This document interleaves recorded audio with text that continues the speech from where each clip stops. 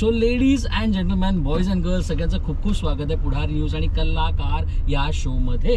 कलाकार या शोमध्ये अनेक कलाकार आपल्याला भेटायला येतात, पण आज जे कलाकार आपल्यासोबत आहेत ते कमाल आहेत, ते धमाल आहेत आणि ते लोकांसाठी मनोरंजन आता फुल हाऊस आणतात. कारण त्यांचा एक नवीन सिनेमा येतोय आणि त्या सिनेमाला प्रमोट करत असताना त्यांनी आपल्याला वेळ दिलाय आणि आपण गाडीत त्यांच्यासोबत ड्राईव्ह करतोय.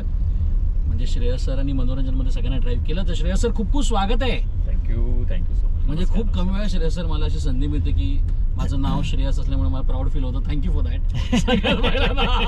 बाकी माझ्या कामाने मला कधीच असं प्राऊड फील झालं नाही. आपल्या आई वडिलांचे आभार मानले. एक्झॅक्टली.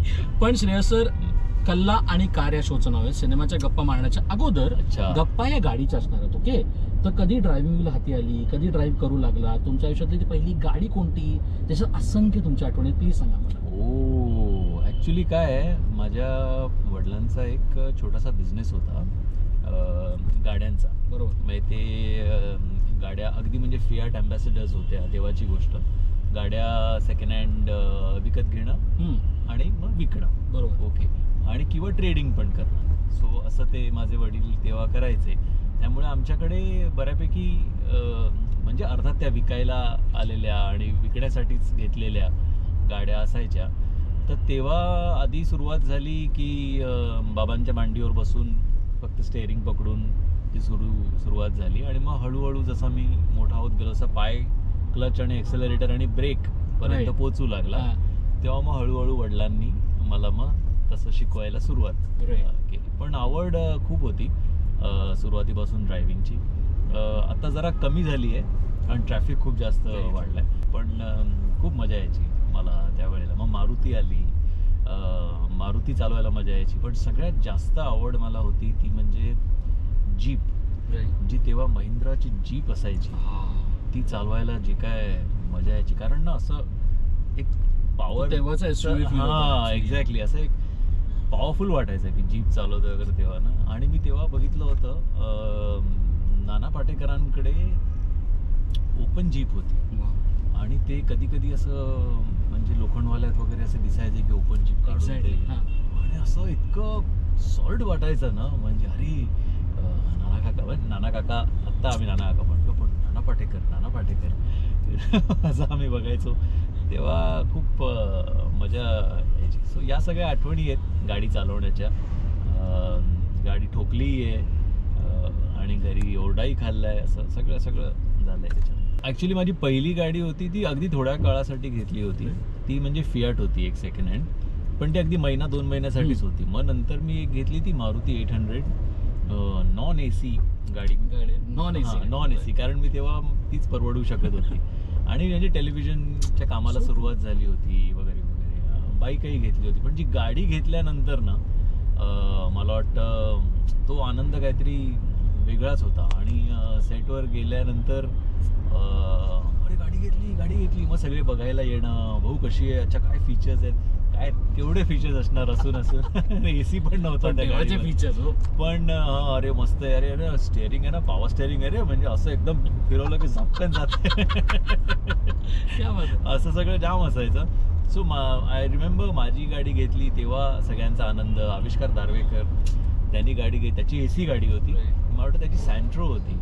सो त्या AC गाडीमध्ये तो आम्हाला एक मग सगळे राऊंड मारून आणायचे, अरे ना आपलं गाडीमध्ये फिरून दाखव. सो ती एक गंमत वेगळी असायची. तर सगळ्यात अगोदर सिनेमाविषयी आपण बोलूया. जो सिनेमा तुम्ही मुंबईकर महाराष्ट्रकरांच्या भारतभरांच्या भेटीला आणताय, जो सिनेमा खऱ्या अर्थानं ज्या ज्या कलाकारांना तुम्ही घेतले, ती टीम जरी तुमची ओळखीची असली तरी ती ओळखीची दिसत नाही आहे सिनेमात ती प्रत्येक जण वेगळं दिसत आहेत. आणि ते डिरेक्टरचं कौतुक आहे, तर मेकर्सचं कौतुक आहे, ते तुमचं कौतुक आहे, ते लेखकाचं कौतुक आहे. आणि सगळ्या गोष्टी कौतुकास्पद होतात. मर्दिनीमधलं काय सांगा? मर्दिनी बेसिकली एका आईची गोष्ट आहे. आणि म्हणजे आम्ही नेहमी एक उदाहरण देतो की आपण बऱ्याचदा इवन एका पालीला किंवा जुळाला घाबरत असतो. आणि ते लांब पण दिसलं तरी आपण उड्या बिड्या मारून कुठेतरी सोफा, खुर्ची, बेड ज्याच्यावर उडी मारून बसता येईल त्याचं आपण बसतो. पण तीच पाल किंवा ते झुरळ जेव्हा आपल्या बाळाजवळ आपल्याला जाताना दिसतं की अरे त्याच्या अंगावर जाणार आहे, त्याला काहीतरी हार्म होईल, तेव्हा आपल्या हातात जी गोष्ट मिळते त्यांनी आपण जाऊन त्याला मारतो. बरोबर. मग तेव्हा ती शक्ती आपल्यामध्ये कुठून येते? म्हणजे ती शक्ती आपल्यामध्ये आहे आणि ती त्यावेळेला भीती जाऊ शकते, म्हणजे ती भीती जाऊ पण शकते आणि ती शक्ती जी आहे ती समोर पण येते. तर मग तेच बेसिकली सांगायचा प्रयत्न आहे मर्दिनी या गोष्टीमधनं, की बरं काही जणांचं असंही म्हणजे ट्रेलर नंतर मत होतं की थोडं भडक वाटतंय, थोडं लाऊड वाटतंय. मला एकच सांगायचं आहे की जेव्हा तुमच्या बाळाच्या जवळ एक संकट येणार आहे, ओके, किंवा काही त्याला हार्म होणार आहे किंवा दुखापत होणार आहे, तेव्हा एक आई सौम्य असेल का की अरे बापरे झुळलं मारू का, अशी नाही ना. एक काहीतरी जर संकट आलं, एक राक्षस जर आला, तर म्हणजे तरी मी कमीच दाखवलं असं मला वाटतं. इट हॅज टू बी, म्हणजे तुमची काय तेव्हा अवस्था असेल आणि तो जो कोण राक्षस असेल त्याला धरून तुम्हाला ठेचून काढायचं मन करेल. सो मला असं वाटतं की जी भावना मला पोचवा, जी प्रत्येक बाईची आज भावना आहे, ओके, बाईचीच नाही, बऱ्याच पुरुषांची सुद्धा ही भावना आहे की जे काय आपण आजूबाजूला बघतो, जी काही विकृती बघतो, त्याच्यामध्ये जर तुमच्या, आज आम्ही खाली खेळायला जायचो लहान असताना, काही वाटायचं नाही, पण आज आपल्या मुलांना खाली खेळायला पाठवताना 10 वेळा आपण विचार करतो, कोण आहे बरोबर, कोणी आहे का, गेटमध्येच खेळा, इकडे नका जाऊ तिकडे. कारण काय की ती विकृती एवढी वाढली आहे ना की आपल्याला भरोसा नाही राहिलेला. मग अशा वेळेला जर का काही झालं ना, समोर कोण आला, तर मग असं वाटतं बॉस मी नाही सोडणार तुला, माझ्या हातात जे मिळेल ते धरून मी तुला ठेचून काढणार. ही गोष्ट आहे थोडक्यात मर्दिनीची.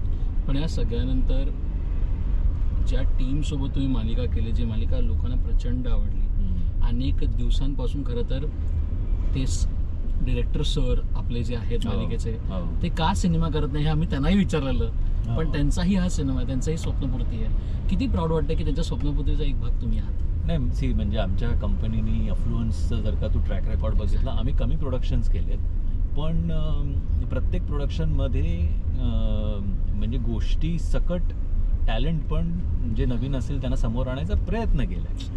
काय फार क्रेडिट घ्यायचं नाही, कारण ते त्यांच्या टॅलेंटनी आणि त्यांच्या मेहनतीने मग ते पुढे गेलेत. मग ते सई तामणकर असो, चिन्मय मांडलेकर असो, श्रुती मराठे असो, अनिता दाते असो, तृप्ती डिमरी असो, पुष्पांग गावडे असो, समीर पाटील असो, ते आता अजय मयेकर असो, टॅलेंटेड माणसं आहेत. आणि मला असं वाटतं की ही गोष्ट जर का चांगली आहे, तो माणूस जर का त्याला न्याय देऊ शकणार असेल तर वाय नॉट.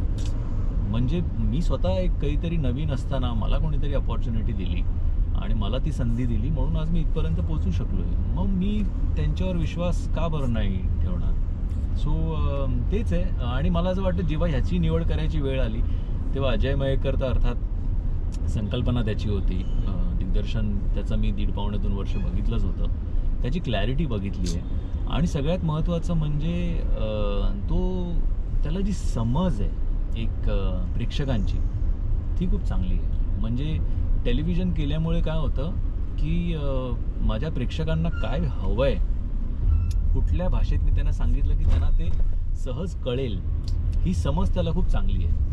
आणि शेवटी story telling, effective story telling काय आहे, तेच आहे ना. तेच आहे. म्हणजे तुम्ही टेक्निकली किती स्ट्रॉंग केली, पण तुमचं स्टोरी टेलिंग वीक असेल तर काय फायदा. मग आमचा मुद्दा असा होता की ठीक आहे बाबा, टेक्निकली कदाचित काहीतरी पुढे मागे होऊ शकतं, पण स्टोरी टेलिंग ना इफेक्टिव्ह पाहिजे. जे आपण म्हणजे आधी कीर्तनकार किंवा अजूनही जेव्हा कीर्तन करतात ते एखादी गोष्ट सांगतात तेव्हा आपल्या समोर ते चित्र उभं राहतं ना, आजीची गोष्टपासून ते कीर्तनकारांची गोष्ट. एक्झॅक्ट. सो त्यामुळे ती गोष्ट त्या पद्धतीने सांगणं महत्त्वाचं होतं. सो अजय मयेकर, कारण मला असं वाटलं की तो इफेक्टिव्ह आहे. आणि प्रार्थनाबरोबर पण 1.5-2 वर्ष काम केल्यावर तिची स्ट्रेंथ काय आहे ते मला लक्षात आलं होतं की या बाईला जर का डिरेक्टरनी सांगितलं हे असं असं कर, तर ती तिचं टाकून त्याच्यामध्ये तसं तसं करते. ओके, मेहनत करायला कुठेही ती कमी पडत, ती करते. आणि तेच हवं होतं याच्यासाठी. म्हणजे अर्थात प्रार्थनाला आपण अगं सुनबाई किंवा आता बाई ग असेल किंवा बाकीच्या तिच्या फिल्म्स आपण बघितल्या जिकडे मोस्टली ग्लॅमरस किंवा रोमॅन्टिक किंवा असं केलं आहे. पण मला असं वाटलं की या अशा अवतारामध्ये जर का प्रेझेंट केलं तर कशी वाटेल तीच आई जी माझी तुझी रेशीमगडमध्ये होती, पण तिला थोडंसं एक पैसा, एक नॉच जर का तिचं सगळं जे कॅरेक्टर आहे ते वरती नेलं तर काय होईल, आणि अशा सिच्युएशनमध्ये तिला टाकलं तर ती कशी दिसेल. सो मला वाटतं वी टूक दॅट चान्स आणि वी आर व्हेरी हॅपी. कारण आज जेव्हा टीजर ट्रेलरला वगैरे तिची वाक्य बायका बोलतायत की उठ हरामखोर, एक्झॅक्टली तेव्हा मला वाटतं दॅट इज आणि त्याच भावनेने बोलतो सर. हर विक्ट्री. एक्झॅक्टली. सी भावना तर ती आहेच बायकांमध्ये. मी तेच म्हणतो, बायकांमध्ये नाही, सगळ्यांमध्ये आहे. जेव्हा चान्स मिळतो ना आपल्याला, असं वाटतं ना समोरचा चुकीचा आहे, तेव्हा मग माणूस बोलतो की खड्ड्यात गेलं बाकी सगळं, मी बरोबर आहे आणि मी तुला आता दाखवतो काय करू शकतो. आणि अभिजित अगेन की अभिजित किंवा जितू यांची आपापसात एक रायव्हलरी, म्हणजे त्या कॅरेक्टर्सची रायव्हलरी आहे. दाखवली. सो एक मला असा हवा होता की जो गुड कॉप आहे, जो चांगला कॉप आहे, आणि एक थोडासा बदमाश कॉप आहे. ओके, एक सिनियर आहे, एक त्याचा थोडा ज्युनियर आहे, आणि या ज्युनियर आणि सिनियरची थोडीशी काहीतरी ठशन आहे. सो ते जे कॅरेक्टर आहे ते again Abhijit has perform brilliantly. आणि जितूबद्दल मी काय बोलू, म्हणजे मला असं वाटतं की Jitu today undoubtedly is one of the finest actors of our country. म्हणजे फक्त आपल्या इंडस्ट्रीचं नाही, तर मला वाटतं आपल्या देशामधला he is one of the finest आणि actors. See him grow for a very long time. या म्हणजे मी 90s पासून आमची मैत्री आहे, आज 31 वर्ष झाली आमच्या मैत्रीला. सो मी त्याची ग्रोथ बघितली आहे, तो कसा इव्हॉल्व्ह झाला आहे ते बघितलं आहे. जितूचा आजचा स्क्रीनवरचा जो प्रेझेन्स आहे, मग त्याची कुठलीही फिल्म असो, अगदी राजा शिवाजीमधला रोल असो किंवा क्रांतिज्योती विद्यालयमधला असो, जो प्रेझेन्स आहे, एक ॲक्टरचा प्रेझेन्स यायला वर्ष निघतात. पण आज जो त्यांनी अचीव केला आहे, या मागे नुसती मेहनत आहे त्याची. ओके, आणि खूप त्यांनी अभ्यास करून, मेहनत करून तो पोहोचला आहे. So I think I am very proud की माझ्या फिल्ममध्ये जितू एक खूप महत्त्वाची भूमिका बजावतो. हे वर्ष खूप सुंदर आहे, कारण हे वर्षी तुम्ही निर्माता म्हणून आता एक सिनेमा लोकांसाठी काय हो. तर एक धमाल मनोरंजन, मल्टी स्टारर सगळे मित्र एकत्र घेऊन येतात, त्याचं भव्य ट्रेलर लॉन्च झालं. म्हणजे अजून काय पाहिजे आयुष्यात. हो. किती आनंद होतो या वर्षी हे सिनेमे आणताना, आणि वेगळा सिनेमा पण तुमचा येतोच आहे. हो हो हो. नाही, इनफॅक्ट म्हणजे तू मेन्शन करतोयस तो welcome to the jungle Exactly. आता लगेचच रिलीज आहे. कदाचित आपला इंटरव्ह्यू येईल तोपर्यंत तो रिलीज झाला असेल. तर त्याचा रिस्पॉन्स कसा आहे ते आपल्याला आता कळेल. पण extremely happy to be a part of that, especially कारण ना अहमद खाननी जे काय हे सगळ्या लोकांना एकत्र आणून हा प्रयत्न केला आहे ते खरंच कौतुकास्पद. एवढ्या सगळ्यांना आणून कॉमेडी फिल्म एक बनवणं, त्यांना कंट्रोल करणं आणि स्वतःच्या कन्व्हिक्शननी करणं, हे खूप कठीण आहे काम. सो ते त्यांनी खूपच चांगल्या रीतीने केलं आहे. त्यामुळे त्याचं अभिनंदन केलं पाहिजे. आणि त्यात अक्कीबाई सारखा एक खूप सिनियर ॲक्टर, मित्र, मोठा भाऊ असा आहे जो तुम्हाला प्रचंड ऑफ कॅमेरा इतका सांभाळत असतो, इतकं प्रेम करत असतो. पण तोच अक्षय कुमार जेव्हा कॅमेरासमोर तुम्ही असता तेव्हा तो तेवढाच फिअर्स कॉम्पिटिटर असतो. यु नो की नाही, हा सीन मी बघ काय करणार, तू बघ तुझं काय करायचं ते. यु नो तिकडे असं तो हे नाही करत की हां ठीक आहे बाबा, तू लहान भावासारखा आहेस, तुझं नाही नाही नाही, मी पण ॲक्टर आहे, तू पण ॲक्टर आहे आता. You know, so I think it is healthy competition, it is great competition. आणि अशी सगळी टीम आहे, सुनील अण्णा आहेत, परेश रावल सारखे इतके मोठे यू नेम इट ते सगळे. ॲब्सोल्युटली. त्यामुळे या सगळ्यांबरोबर काम करून खूपच मजा आली. आय होप लोकांना तो सिनेमा प्रचंड आवडावा. आणि त्याच्या पुढच्या आठवड्यातच मर्दिनी येतोय, सो एक प्रोडक्शन येत आहे. आणि त्याच्यानंतर अजून एक द इंडिया स्टोरी नावाचा एक सिनेमा रिलीज होतोय जो कम्प्लिटली अपोजिट आहे. म्हणजे एकीकडे वेलकम टू द जंगल आहे आणि एकीकडे द इंडिया स्टोरी, असे दोन कम्प्लीट एक्स्ट्रीम अपोजिट्स आहेत. इंडिया स्टोरी पण खूप इंटरेस्टिंग स्टोरी आहे आणि खूप आजच्या काळातली. आज आपण जे बघतोय की मुंडे साहेब ज्या पद्धतीने सपाटा लावला आहे त्याने आणि सगळ्यांना जे काय धारेवर धरलं आहे, आपण बघतोय की किती हजारो किलोनी भेसळ आहे आणि अन्नामध्ये सगळं काय माहीत काय खातोय आपण. सो त्या विषयावरचा आहे की एक फॅमिली कशी अफेक्ट होते त्या गोष्टींनी, आणि इमोशनल फिल्म आहे ती.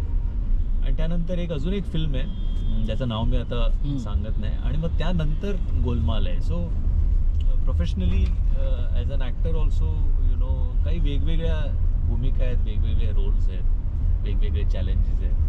सो बट येस, तू म्हणाला त्याप्रमाणे एस्पेशली मराठी इंडस्ट्रीला या पहिल्या जानेवारीपासून क्रांतिज्योती विद्यालयाने जी सुरुवात करून दिली आहे ती खरंच मस्त आहे. आणि आत्तापर्यंत 6-7 महिने आता झालेत, पण इंडस्ट्रीनी कमालीचा एक बिझनेस केला आहे, त्याला बूस्ट मिळाला आहे, लोकांना सिनेमे आवडत आहेत, ते आवर्जून जाऊन बघतायत. मला असं वाटतं की हेमंत ढोमेनी दरवर्षी 1 जानेवारीला त्याने त्याचा सिनेमा आणलाच पाहिजे. दरवर्षी प्रवीण तरडेनी एक देऊळ बंद सारखा सिनेमा आणलाच पाहिजे. रितेशनी एक राजा शिवाजी किंवा वेड सारखा सिनेमा आणला पाहिजे. केदारनी एक बाई पण भारी सारखा सिनेमा आणला पाहिजे. सो हे सिनेमे यायला पाहिजे दरवर्षी, मजा येईल. पण ना श्रेया सर, नेहमी तुम्हाला भेटल्यानंतर एक प्रश्न पडतो, तुमच्या भूमिकेपासून ते आतापर्यंत तुमच्या सिनेमांपासून पाहत असताना तुम्ही ना स्वतःला, आताच तुम्ही काय म्हणालात बघा ना, की वेगळे चॅलेंजेस आहे, वेगळे रोल आहेत, राईट? म्हणजे एक सिनेमा दुसऱ्या सिनेमापेक्षा म्हणजे खूपच वेगळं आहे. तुम्ही स्वतःबद्दल हे कुंपण जाणून बुजून लावून घेतलं नाहीत का? किंवा असे असेल की निर्मात्याने तुम्हाला किंवा दिग्दर्शकाने तुम्हाला नेहमी वेगळ्या रूपात पाहिलं आहे तरी काही गोष्ट? खरं सांगू तर खूप कॉन्शियस डिसिजन होता हा इक्बाल नंतर. इक्बाल सिनेमा जेव्हा रिलीज झाला ना आणि मग तो हिट झाला, त्याच्यानंतर ते अख्खं वर्ष, मी खोटं नाही बोलणार, मला कमीत कमी 20 सिनेमे ऑफर झाले. 20 त्या वर्षामध्ये 20 सिनेमे. इक्बाल रिलीज झाल्यापासून माझा दुसरा सिनेमा जो आला डोर किंवा अपना सपना मनी मनी, त्याच्यामध्ये मला 20 सिनेमे ऑफर झाले. आणि पण त्या सगळ्या सिनेमांमध्ये मी एक गावातला मुलगा होतो जो एक काहीतरी स्पोर्ट खेळत होतो. ओके, हॉकी किंवा फुटबॉल किंवा विटी दांडू किंवा खो खो किंवा बॅडमिंटन किंवा काहीतरी. ओके, म्हणजे तेच गावातला मुलगा. ओके, म्हणजे ह्याला ऐकू येत नव्हतं, बोलता येत नव्हतं, त्याच्यामध्ये अजून काहीतरी होतं, गावातला मुलगा, आणि तो काहीतरी खेळ खेळतोय आणि तो असं असं होतं. असे मला 20 सिनेमे ऑफर झाले. आणि मी तेव्हा नगेश बरोबर आणि सुभाष घाई सरांबरोबर बोललो आणि ते हसले आणि ते बोलले की ऐसा तो अभी बहुत हुआ, तेरे को डिसाइड करना है कि तुझे क्या करना है. म्हणजे तुझे यही ऐसे ही सिनेमाज ये तो कर लेगा तू, इतनी फिल्में आ रही है, 10-12 करेगा फिर वहीं रुक जाएगा, क्या फ़ायदा. उतना ही करना है कि कुछ और अलग करके आगे बढ़ना है. मी म्हटलं की नाही सर, कुछ और करना है. अर्थात तेव्हा पैसे खूप होते का? तर नाही. तेव्हा लग्न झालं होतं, पैसे नव्हते, एकच फिल्म रिलीज झाली होती, पुढचं काय माहीत नाही. बरं, म्हणजे हे सिनेमे पण नाही करायचे, बरं दुसरा कुठला हातात आहे का? तर तसंही नाही, मग काय करायचं? So it was very tough, very hard. पण तो कॉल त्यावेळेला मी घेतला की नाही, म्हणजे जी नाटकाची आपली सवय आहे की नाटकामध्ये काम करून जी आपल्याला मजा येते, कारण आपण वेगवेगळी पात्र करू शकतो, आपण प्रयोग करू शकतो, तसं मला असं वाटलं की काहीतरी प्रयोग आपण केला पाहिजे आणि त्यासाठी मग थोडं थांबलं पाहिजे. सो मग थांबलो. मग तेव्हा नगेशनी डोर ऑफर केला, सुभाषजींनीच अपना सपना मनी मनी ऑफर केला. अगेन 2 वेगळ्या भूमिका, कम्प्लिटली वेगळे सेटअप्स. आणि मग त्यातून मग ओम शांती ओम, गोलमाल वगैरे सुरुवात झाली. अर्थात कुठेतरी मग थोडंसं तुम्ही कॉमेडीमध्ये पण मग टाईपकास्ट होता, कारण मग काय होतं, तो एरा त्या फिल्म्सचा होता, मल्टी स्टार फिल्म्सचं. धमाल पण होतं, गोलमाल पण होतं, ढोल पण होतं, पेंगेस पण होतंय. तुम्ही आणि सगळे आता सुभाषजींनी विचारल्यावर तुम्ही नाही कसं म्हणणार? ओके, मग रोहित शेट्टीचा गोलमाल विचारल्यावर तुम्ही नाही कसं म्हणणार? पण माहिती आहे, करायचे नव्हते असं नाही, करायचे होते, ते मला आवडलंही होतं ते करायला. सो ते करत गेलो. पण त्याच्या बरोबरीने एक वेलकम टू सज्जनपूर पण केला, किंवा एक खूप सुंदर सिनेमा होता तो, दिलदोस्ती एक्सेट्रा पण केला. सो वेगवेगळं जेवढं करता आलं, जेवढं पॉसिबल होतं ते करायचा प्रयत्न केला. पण त्याच्यातच मजा आहे. सो कलाकार म्हटलं तर आपण कोणातरी इन्स्पायर करतो, कोणाकडून इन्स्पायर होत असतो. जर तुम्हाला मी एक संधी दिली की तुम्ही ड्रायव्हिंग सीटवर बसलात आणि या जिकडे सीटवर तुम्ही बसलात तिकडे कोणाला तरी तुम्हाला बसवायचं आहे आणि निखळ गप्पा मारत ड्रायव्हर जायचं आहे, त्या व्यक्तीला तुम्ही भेटला असाल नसाल मला माहिती नाही, त्या व्यक्तीसोबत तुम्हाला एकदा काम करण्याची इच्छा असेल नसेल मला ते देखील माहिती नाही, पण त्या व्यक्तीला घेऊन तुम्हाला एकदा ड्रायव्हर जाऊन निखळ गप्पा मारायच्या आहेत, ती व्यक्ती कोण असेल आणि का? अमिताभ बच्चन. म्हणजे आय डोंट नो, म्हणजे आता आज ना मर्दिनीचा विषय आला. ओके, तेव्हा मर्दिनीमध्ये एक अँग्री यंग मदर दिसते. तसा एक तो काळ होता ना अँग्री यंग मॅनचा. तर तेव्हा त्यांच्या फिल्म्स बघून इतके आपण भारावून जायचो, इतके प्रेरित व्हायचो. ओके, तर त्यांचा हा प्रवास कसा राहिला आहे, त्यांनी काय केलं आहे, काय अभ्यास केला आहे, आपण अर्थात वाचून ऐकून माहिती आहे, पण तरी ते जे त्यांच्याबरोबर म्हणजे जर का वेळ घालवायची संधी मिळाली तर मला ते सगळं जाणून घ्यायला खूप आवडेल. कारण आय थिंक यु नो म्हणजे ॲटलिस्ट माझ्या जनरेशनसाठी न भूतो न भविष्यती असं स्टार्टअप त्यांनी बघितलं आहे. आणि म्हणजे एक साधं उदाहरण आहे, आम्ही एकदा दुबईला एका अवॉर्ड शोसाठी गेलो होतो, मी आणि नगेश. आणि आम्ही एअरपोर्टवर उतरल्यापासूनच ना काही ना काहीतरी थोडी किचकिच कोणाशी. त्यामुळे नगेश आणि मी दोघंही ना असे इरिटेटेड होतो की अरे काय चाललंय, हे पण नीट नाही ते पण नीट नाही वगैरे वगैरे. मग आम्ही बोललो जाऊ दे. नगेश म्हणाला चल आपण जिममध्ये जाऊ. मग आम्ही जिममध्ये गेलो, वर्कआउट केलं. आणि जेव्हा परत रूममध्ये जात होतो तेव्हा लिफ्टच्या बाहेर एक माणूस उभा होता. तो आम्हाला म्हणाला की थोडा बाजू में खडा रहे ना, कोई आ रहा है. आणि म्हटलं एकदा आधीच डोकं फिरलंय, ओके त्यात का बाबा असं करतोय. तरी आम्ही म्हटलं जाऊ दे, दुसरा देश आहे बाबा, काय करूया ना. आणि बाजूला उभे आहे. लिफ्ट आली, लिफ्ट उघडलं आणि 4 मोठमोठे बाउन्सर्स दिसले आम्हाला. 2 बाउन्सर्स बाहेर आले आणि त्यांच्या मागे बच्चन सर दिसले. ते असे अडवे उभे होते आणि ग्लेज वगैरे घालून होते. आणि ही 2007-2008ची गोष्ट आहे. आणि ते बाहेर आले, असे पास झाले आणि परत आले आणि मला म्हणाले Shreyas so good to see you. आणि माझं असं झालं, हां सर तुम्ही ओळखता मला. सर मी हे बोललो की सर यू रेकग्नाइज मी. तर ते म्हणाले yes I have seen your film, I loved your film, is mister Kukunoor here. मी म्हटलं येस सर. मग नगे शेजारीच उभा होता. हो mister Kukunoor, what a film. आमच्याशी बोलले वगैरे. आणि मग ते म्हणाले की if you need anything, is everything okay, comfortable. तर नगेश बोलला yes sir, is everything is nice, okay if you need anything give me a call. आणि आम्हाला दोघांना त्यांचा नंबर दिला. कोण करतं असं. आणि म्हणजे ज्या माणसाचं एवढं स्टार्टअप, कुठे कोण श्रेयस तळपदे काय माहिती, पण ते थांबले, त्याने ओळखलं, त्याने विचारपूस केली, त्याने फिल्मबद्दल बोलले. सो हे काय आहे म्हणजे हे मला हे एनिग्मा आहे माझ्यासाठी. आणि शिकण्यासारखं आहे, खरं शिकण्यासारखं आहे. सो त्यांना भेटून त्यांच्याबरोबर एक अशी ड्राईव्ह करायला मला नक्की आवडेल. सुपर्ब श्रेयस सर, खूप खूप धन्यवाद. आज आम्हाला वेळ तुम्ही दिलात.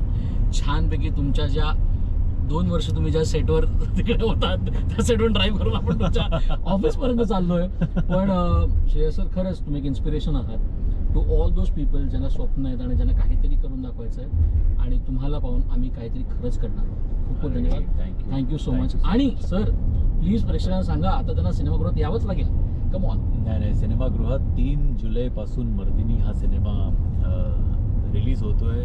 तर नक्की जाऊन बघा. कारण मला असं वाटतं जी भावना बच्चन सरांच्या फिल्म्स बघताना आपल्यामध्ये असायची ना की म्हणजे विलनला जे ज्या पद्धतीने मारायचे तेव्हा मार अमिताभ बच्चन तू मार, यु नो असं जे व्हायचं ना, तसं ती भावना क्रिएट करायचा प्रयत्न केला आहे आम्ही आमच्या हिरोईनमध्ये. हिरोईन आणि विलन आणि त्या राक्षसाचं जेव्हा कन्फ्रंटेशन होतं तेव्हा. कारण आज मला वाटतं कुठेतरी ती चीड आहे ना आपल्या मनात आहे.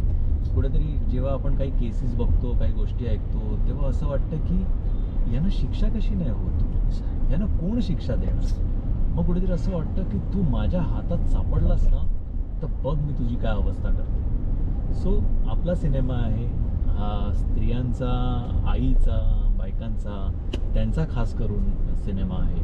तो तुमचा आपला सिनेमा बघायचा असेल तर 3 जुलैपासून चित्रपटगृहात जाऊन नक्की बघा मर्दिनी. खूप खूप धन्यवाद. Thank you and that's back up.